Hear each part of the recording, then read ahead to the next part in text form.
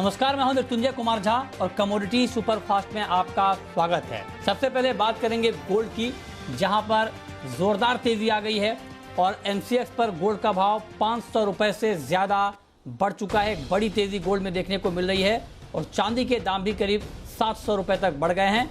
अंतर्राष्ट्रीय बाजार में गोल्ड $1805 के ऊपर चला गया है और चांदी का भाव $26.80 के ऊपर ट्रेड कर रहा है। तो रुपया जिस तरह से कमज़ोर हुआ है उसका बड़ा इम्पैक्ट हम इंडियन मार्केट में गोल्ड और सिल्वर की कीमतों पर देख पा रहे हैं। हमारे साथ बातचीत के लिए वंदना भारती हैं एसएमसी ग्लोबल की। वंदना जी, बहुत बहुत स्वागत है आपका। जिस तरह से मार्केट में एक ज़बरदस्त तेज़ी आई है, गोल्ड की मैं बात कर रहा हूँ शुरुआत में आपसे, तो बताएं कि क्या गोल्ड की ये तेज़ी अभी टिकाऊ है, इस तेज़ी पर भरोसा करना चाहिए? मृत्युंजय जी, मुझे लग रहा है कि 5वें दिन लगातार हम लोगों ने अपसाइड आते हुए देखा है और यहाँ पे 1800 से बाद 1800 के ऊपर अभी काफ़ी दिनों बाद मार्केट ट्रेड कर रहा है और फेड की मीटिंग का इंतजार है। मुझे लग रहा है कि 1810 से 1812 तक के जो लेवल्स हैं वो इंटरनेशनल मार्केट में आ सकते हैं। घरेलू बाजार में मुझे लग रहा है कि एक बार 48,100 से 48,200 तक के जो भाव है वो आ सकते हैं। तो छोटे टारगेट को लेके यहाँ पे बाइंग में बने रहना चाहिए या फ्रेश बाइंग करनी चाहिए और इमीडिएट निकलना भी होगा, क्योंकि फेड की मीटिंग में जो भी एफएमसी की जो मिनट्स हैं उसमें जो भी स्टेटमेंट आएगा उसके बाद एक मूवमेंट आने को देखने को मिलेगा गोल्ड में। नहीं, ये तो ठीक है, लेकिन वंदना जी, ये जो अचानक तेज़ी आई है गोल्ड में, इसके पीछे क्या मतलब सबसे बड़ी वजह क्या है? वैसे तो रुपया कमज़ोर है और दाम गिर गए थे, उस लेवल पे बाइंग भी लौटनी थी, लेकिन ये सारी वजह नोन रीजन है। अचानक इतनी तेज़ी आने के पीछे कोई बड़ी वजह, कोई खास वजह? मृत्युंजय जी, एक चीज देखें तो यहाँ काफी कंसोलिडेशन में गोल्ड था और एक सपोर्ट यहाँ पे बना के चल रहा था। दूसरी चीज ये थी कि जो फेड का जो मामला था वहां पे भी दो कंटिन्यूअस एक कंफ्यूजन आया था। अगर बिल्कुल रिसेंट ट्रिगर्स बोले, ये जो ट्रिगर्स है कह सकते हैं कि ओपेक की जो मीट है और जिस तरीके से डिलेड हुई है और कंसेंसस नहीं बन रहा है और आने वाले टाइम में ये क्रूड की वजह से इन्फ्लेशन जो कि $75 से ऑलरेडी ऊपर है, यहाँ पे एक बहुत बड़ा कंसर्न है मार्केट के लिए और जिसके लिहाज से लग रहा है कि रुपया भी यहाँ पे रिएक्ट कर रहा है, डॉलर इंडेक्स में भी रिएक्शन है और ये आने वाले इन्फ्लेशन फियर को भाप के मुझे लग रहा है कि गोल्ड में इतना एक स्ट्रांग मूव। तो गोल्ड और सिल्वर में अगर कंपेयर करें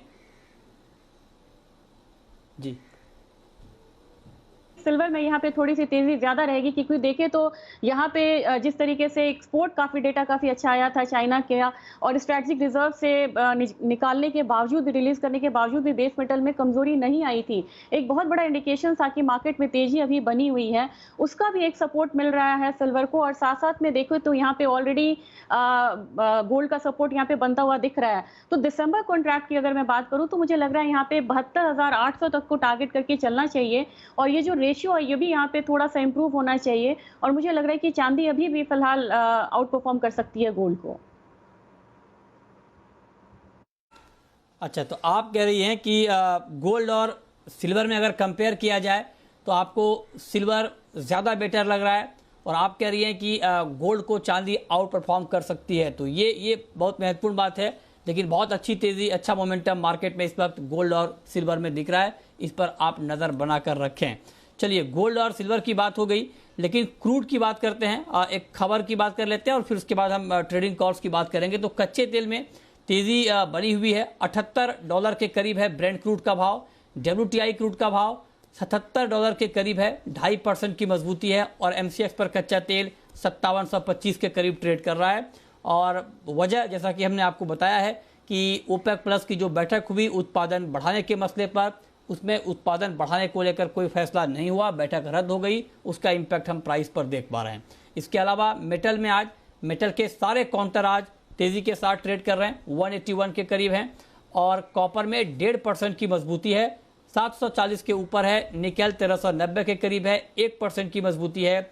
जिंक 241 के ऊपर है, 1.5% तक की तेज़ी यहाँ पर दिख रही है। इसके अलावा चने में लगातार दूसरे दिन गिरावट है, चना वायदा इंट्राडे में 4,700 रुपये तक फिसला है। फिलहाल जुलाई का वायदा 4,850 के करीब है, 2 दिनों में 6% तक दाम टूट गए हैं। हालांकि अब रिकवरी आ गई है, जो गिरावट थी उसके बाद अब थोड़ी बहुत रिकवरी आती हुई दिख रही है। लेकिन इसके अलावा जो स्टॉक लिमिट लगाने का ऐलान सरकार ने किया है पल्सेस के ऊपर, उसमें से WDRA वेयर हाउस को उस दायरे से बाहर रखा गया है और उसको स्टॉक लिमिट से राहत मिली है वायदा कारोबार वाली कमोडिटी के लिए राहत की खबर है। तो ये कुछ महत्वपूर्ण खबरें हैं। लेकिन वंदना जी, आपने बताया कि चांदी में यहाँ पर बाइंग का ट्रेड लिया जाए, तो मैं आपसे अब पूछना चाहता हूँ मेटल के ऊपर, क्योंकि मेटल मार्केट में भी आज तेजी है। तो मेटल में आज आपको निकल कैसा लग रहा है और निकल में क्या करना चाहिए? मृत्युंजय जी, काफी स्ट्रॉन्ग तेजी यहाँ पे आई है। पूरे ही बेस मेटल काउंटर में निकल एक अच्छी कमोडिटी लग रही है और मुझे लग रहा है कि यहाँ पे जो कंटिन्यू रहना चाहिए बाइंग यहाँ पे। और जो बार बार ये रिवीजन हो रहे हैं, डेफिसिट साइड में ये मेटल्स जा रहे हैं, पहले सरप्लस में थे और धीरे धीरे ये डेफिसिट साइड में जा रहे हैं 2021 के लिए। तो उसका भी एक यहाँ पे फायदा मिलता हुआ दिख रहा है इस काउंटर को। मेरे ख्याल से निकल को बाय करना चाहिए 1385 के लेवल पे। बहुत बड़ा यहाँ पे टारगेट नहीं रखना होगा, 1400 का टारगेट रखना होगा। 5 रुपए नीचे आता है तो बाइंग करें, 1400 का टारगेट रखें। स्टॉप लॉस यहाँ पे होगा 1378 रुपए का। ठीक है, तो ये राय हो गई आपकी निकल के ऊपर। तो क्या फिर आज, चूंकि मेटल का भी दिन है आज, तो क्या आपको लगता है कि निकल के साथ साथ एल्युमिनियम में भी बाइंग का मौका होगा, एल्युमिनियम खरीदना चाहिए? जी मृत्युंजय जी, मुझे लग रहा है कि क्रूड से काफ़ी स्ट्रॉन्ग कोरिलेशन है और एल्यूमिनियम को प्रोड्यूस करने में 40% क्रूड का इनपुट कॉस्ट होता है। उसका भी एक फ़ायदा यहाँ पे मिल रहा है, बेस मेटल का भी फ़ायदा मिल रहा है और एल्यूमिनियम में बहुत स्ट्रॉन्ग बेस यहाँ पे बनाया है। मेरे ख्याल से यहाँ पे 201 के करीब बाइंग करनी चाहिए, 204 का टारगेट रखना होगा, 199 रुपये 50 पैसे का यहाँ पे एक स्टॉप लॉस लगा के चलना होगा। और कोविड के बाद से मृत्युंजय जी, जो कैन फूड है उसका यहाँ पे जो डिमांड है वो काफ़ी बढ़ा है, उसने भी एल्यूमिनियम को एक सपोर्ट दिया। तो मेरे ख्याल से ये स्ट्रॉन्ग कमोडिटी हो सकती है पूरे 2021 के लिए भी। ठीक है, रिफाइंड सोया तेल, यहाँ पर आपका आउटलुक क्या है और क्या आपको लगता है कि रिफाइंड सोया तेल में अभी लॉन्ग करना ठीक नहीं है, मतलब बाई करना ठीक नहीं है, क्या करना चाहिए? यहाँ पे मैं लॉन्ग की सलाह नहीं दूंगी मृत्युंजय जी। रीजन भी है यहाँ पे, क्योंकि ऑलरेडी हम लोगों ने चना में देखा है कि गवर्नमेंट के स्टेप्स आए हैं, उसके बाद सर्किट्स में, लोअर सर्किट्स में ये कमोडिटी ट्रेड हुई है और सीपीओ में भी जिस तरीके से उन्होंने इंपोर्ट को अलाउ करा। तो धीरे धीरे अब इन्फ्लेशन पे सरकार की नज़र है और वो हर संभव प्रयास कर रहे हैं कि प्राइसेस जो हैं वो थोड़े से कंट्रोल में हो, थोड़े से करेक्शन के मोड में रहें। मेरे ख्याल से इसका असर ऑलरेडी हम लोगों ने रिफाइन सोया पे आते हुए देखा है और यहाँ पे मैं फर्दर सलाह दूंगी सेलिंग की। 1360 रुपये पे सेलिंग करना चाहिए, 1297 का टारगेट रखना है। स्टॉप लॉस यहाँ पे 1312 रुपए का होना चाहिए। लेकिन जो वंदना जी, आपका हमारे साथ जुड़ने के लिए, बताने के लिए कहां पर कमाई के मौके बनेंगे।